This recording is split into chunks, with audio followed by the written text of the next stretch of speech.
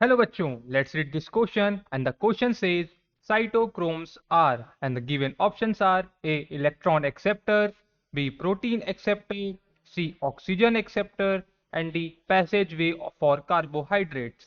इस क्वेश्चन में हमको ये पूछा गया है कि साइटोक्रोम्स आखिर होते क्या हैं।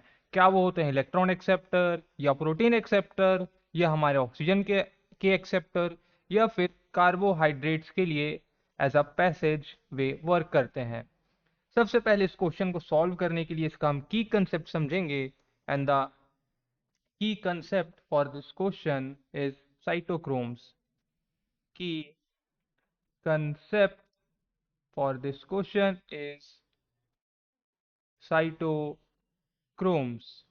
साइटोक्रोम्स क्या होते हैं? साइटोक्रोम्स होते हैं हमारे प्रोटीन नेचर के प्रोटीन इन नेचर और ये होते हैं हमारे रेस्पिरेटरी पिगमेंट्स। रेस्पिरेटरी पिगमेंट्स यानी कि ये हेल्प करते हैं हमें रेस्पिरेशन के प्रोसेस में, यानी कि फॉर्म करने में energy. Helps in formation of energy. ये मदद करते हैं हमें एनर्जी फॉर्म करने में। Helps in formation of energy. बात करें कि ये मिलते कहाँ हैं, तो ये मिलते हैं हमें माइटोकॉन्ड्रिया के इनर मेम्ब्रेन पे। Found on inner membrane of mitochondria.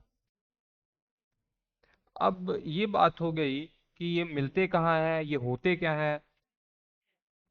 अब हमको ये जानना है कि ये करते क्या हैं। दरअसल इनका मेन रोल होता है इलेक्ट्रॉन ट्रांसपोर्ट करने में। Main role in electron transporting और we can say electron accepting,